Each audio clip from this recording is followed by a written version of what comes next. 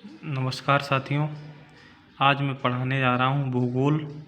संकल्प एकेडमी के YouTube channel पर आप सभी का हार्दिक अभिनंदन और वंदन। आप लोगों को जब इस तरीके से समझ में आ जाएगा तो आप लोगों के कमेंट्स मुझे मिलेंगे कि हाँ मुझे बेहतर समझ में आया, तो मैं पूरी क्लास को बोर्ड पर बेहतर तरीके से देने में आपको समर्थ हो पाऊँगा। इसलिए पहले इसको देखें और देखने के बाद कमेंट्स ज़रूर करें, जो त्रुटियाँ हों वो अवगत कराएँ। तो हम बात कर रहे हैं भूगोल की।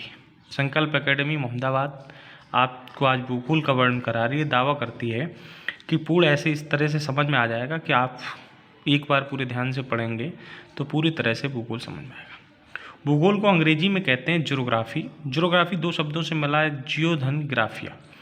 अर्थ माने पृथ्वी, ग्राफिया का मतलब वर्णन, पृथ्वी का वर्णन। अर्थात जो प्रॉपरली डेफिनेशन इसकी बनेगी वो यही है कि पृथ्वी का वर्णन ही भूगोल कहलाता है। ठीक है, पृथ्वी का वर्णन ही भूगोल कहलाता है। थोड़ा सा एक नंबर का क्वेश्चन जान लें कि भूगोल का जनक कौन है, तो एराटोस्थेनीज भूगोल के जनक हैं, भूगोल के पिता कहे जाते हैं। थोड़ा सा जल्दी समझने की कोशिश करें, पेज पर समझा रहे हैं, जब बोर्ड पर समझाएंगे तो और बेहतर समझ में आएगा। बात भूगोल दो तरीके का होता है, एक होता है वर्ल्ड ज्योग्राफी, एक होता है इंडियन ज्योग्राफी। तो हम सबसे पहले बात कर रहे हैं इंडियन ज्योग्राफी की। इंडियन ज्योग्राफी के टॉपिक क्या क्या होते हैं, थोड़ा सा उन टॉपिकों पे हम नज़र करते हैं। जैसे टॉपिक मिलेगा पहला भारत का परिचय, पर्वत, पठार, द्वीप एवं मैदान, जलवायु, मृदा, वनस्पति, कृषि, खनिज, यातायात, जनगणना, नदी, बांध, झील। ये सारी चीज़ें हम इस भारत के भूगोल में पढ़ने की। अब हम थोड़ा सा पढ़ने जा रहे हैं, पहले भारत के भूगोल को पढ़ेंगे और भारत के भूगोल में पहला पॉइंट पढ़ेंगे हम, जिसे हम कहते हैं भारत का परिचय।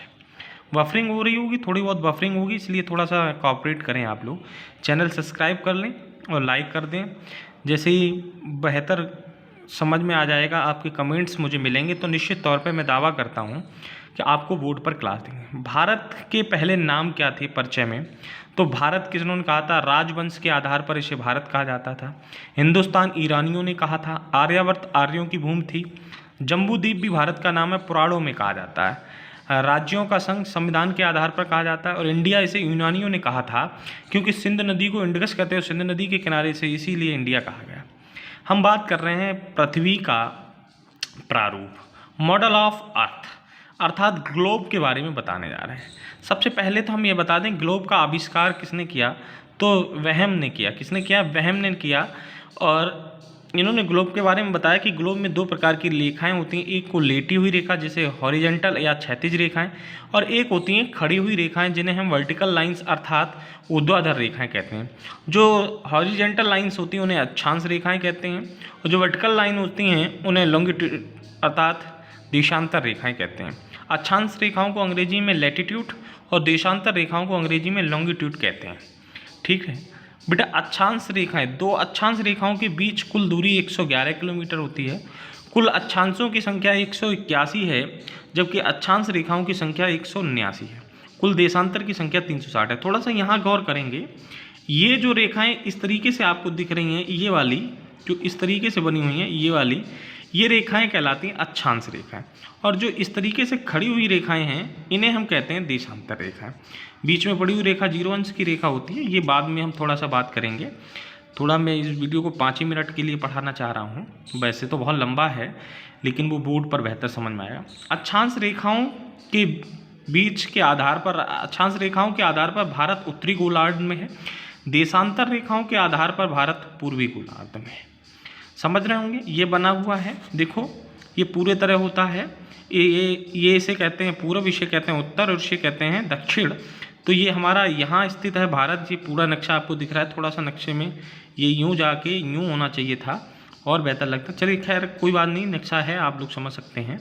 और थोड़ा सा नक्शे में ये आपको मैं बता दूँ कि ये जो एरिया दिख रहा है, ये इसमें दो चीज़ें हो गई हैं, आप थोड़ा सा समझो करना। ये एरिया होता है लद्दाख का। ये एरिया किसका है? पूरा ये एरिया पूरा लद्दाख का। यहाँ पर POK हो गया है, यहाँ पे क्या है? POK। और ये है जम्मू कश्मीर, जम्मू एवं कश्मीर। चलिए बड़े नक्शे में हम समझा देंगे, थोड़ा सा छोटा है तो जल्दी समझ नहीं आएगा।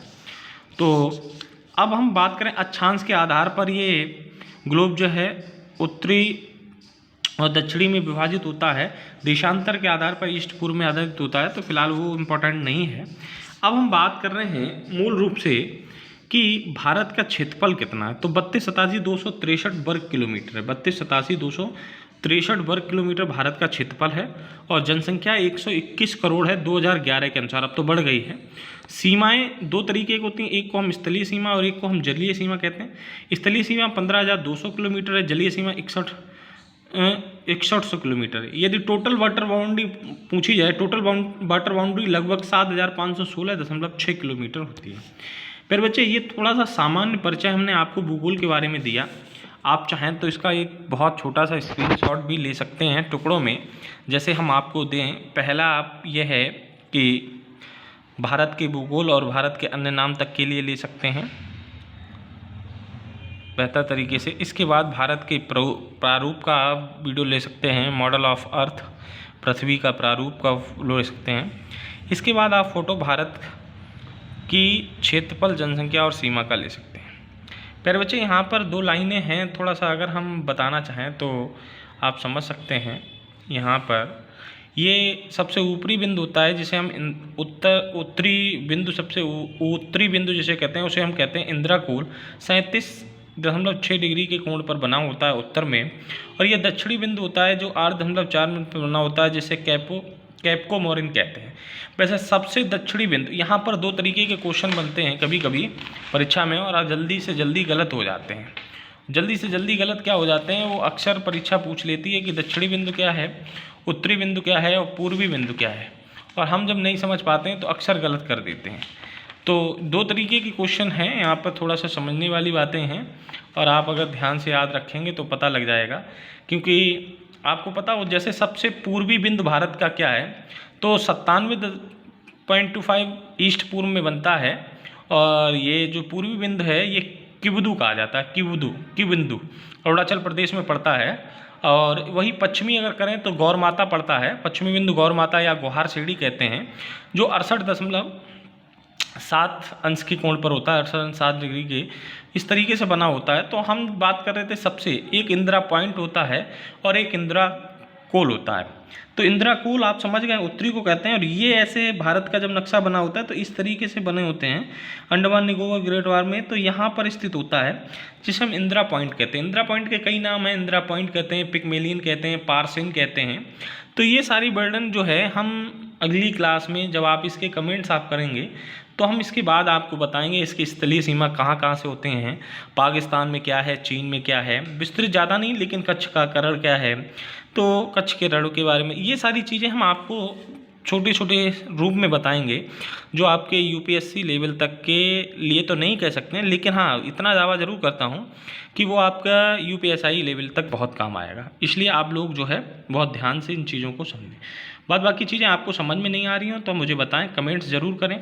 मैं इस क्लास को बोर्ड पर भी ले लूँगा, लेकिन आप लोग कमेंट्स करें, शेयर करें और लाइक करें। धन्यवाद।